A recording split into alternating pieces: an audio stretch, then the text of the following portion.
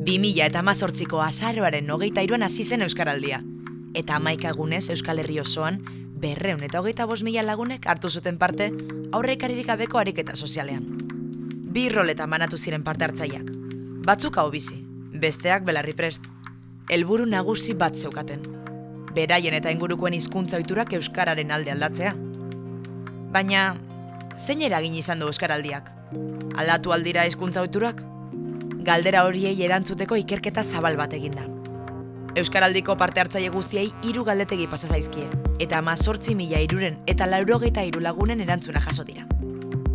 3 egin dira galderak, Euskaraldia hasi aurretik, amaitu berritan eta 3 hilabete beranduago. Horrez gain, Euskaraldian parte hartu duten herrietatik 20 hautatu dira, eta bertako herritar eta antolatzaien bizipenak eta iritzia jaso.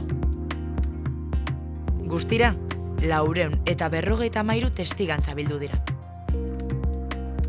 Erabilerari dagokionean, Euskaraldiaren 11 egunetan 20 puntu igo da euskaraz dakitenei euskaraz egiteko joera. 3 hilabete beranduago, abiapuntuko maila baino 5,6 puntu gorago geratu da.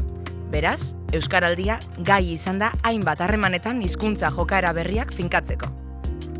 Lurraldeari dagokionez, ekimenean izena eman dutenen artean, euskarak gehien erabiltzen zutenak Gipuzkoan eta iparraldean zeuden, baina hazkunde handiena, euskarak gutxien erabiltzen zutenak zeuden eremuetan nabaritu da. Araban, Bizkaian eta Nafarroan hain justu ere.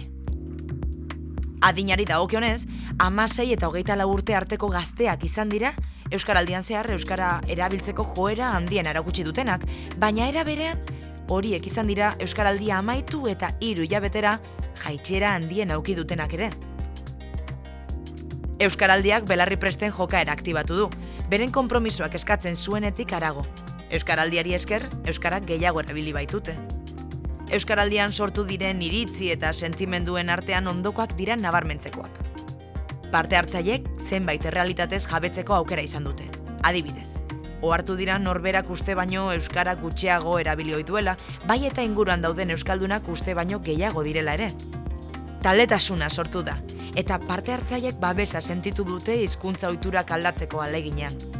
Ahulgunerik aipatzekotan, parte hartzaileen ustez Euskaraldiko mezua euskal komunitatera mugatu da, eta ez da erdaldunengana behar bezala iritsi. Bestetik, entitateen aldetik engaiamendu falta sentitu duenik ere bada, ekimenari babesa agertu arren, hizkuntza erabileran aurrera pauso handirik ez dute erakutsi entitate horiek praktikan. Euskaraldiaren ikerketaren txosten osoa ikusgai dago sarean. Orain, ikerketak emandako emaitzak lasai aztertu eta aurrera begira hurrengo ekimenetarako ikasgaiak ateratzeko unea da. 2020ko azaroaren 20tik abenduaren 4 izango da Euskaraldia bigarrenez. Orduan izango dugu aukera ikerketan ikasitakoak praktikan jartzeko, eta bitartean eutsi diezaiogun denok herriz herri antolaketa lanei.